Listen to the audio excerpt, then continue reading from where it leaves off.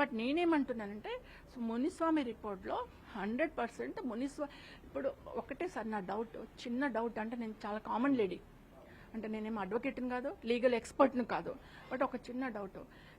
ఏ హత్య చేయబడినా, మర్డర్ చేయబడినా, ఏ కేసులో కానీ, ఆత్మహత్య చేసుకున్న ఏ కేసులో కానీ ఫస్ట్ ఎఫ్ఐఆర్ బుక్ చేయాలన్నా, కోర్టులో ఛార్జ్ షీట్ వేయాలన్నా దేని ఆధారంగా ఇస్తారు సార్? పోస్ట్ మార్టం రిపోర్ట్ ఆధారంగా. మరి ప్రత్యూష కేసులో ఏంటిది సార్? పోస్ట్ మార్టం రిపోర్ట్ ఎందుకు వేయలేదు? దాన్ని ఆధారంగా ఎందుకు ఛార్జ్ షీట్ వేయలే? త్రిసభ్య కమిటీ ఇచ్చిన రిపోర్ట్స్ ఆధారంగా ఎందుకు ఛార్జ్ షీట్ వేశారు? వాళ్ళు చూశారా బాడీని? వాళ్ళు పోస్ట్ మార్టం చేశారా? చేయలేదు కదా. మీరు కోర్టును ఎందుకు అడగలేదండి? మరి మునిస్వామి ఇచ్చిన రిపోర్ట్ లో ఖచ్చితంగా అత్యాచారం జరిగినట్లుగా ఉంది కదా, దాంట్లో కోర్టులో సబ్మిట్ చేసినాం, సెషన్ కోర్టులో సబ్మిట్ చేసినాం. సిబిఐ కదా సార్, అత్యున్నత న్యాయస్థానం, ఇన్వెస్టిగేషన్ సిబిఐ. మరి ఎందుకు వాళ్ళు కౌంట్ చేయలే? వాళ్ళే కౌంట్ చేయలేదు సార్, సిబిఐ వాళ్ళే కౌంట్ చేయలేదు. నేనెంత సార్, నాది అరణ్య రోదన అవుతుంది.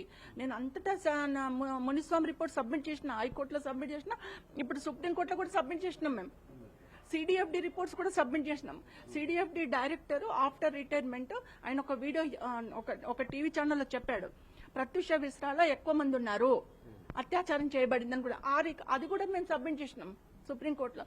నా దగ్గర ఏమేమి అవైలబిలిటీ ఉందో ఎవిడెన్స్ అన్ని సబ్మిట్ చేసిన సార్. కానీ ఇక్కడ జరిగింది ఏంటంటే, ప్రత్యూష కేసులో జరిగింది ఏంటంటే ఎంత అన్యాయం అంటే ఒక కామన్ ఫ్యామిలీకి బాధ అయితే ఏ ప్రభుత్వాలు పట్టించుకోవు, ఏ ప్రజాప్రతినిధులు పట్టించుకోరు, ఎవరూ పట్టించుకోరు సార్. వాళ్ళని తీసి పక్కన పడేస్తారు.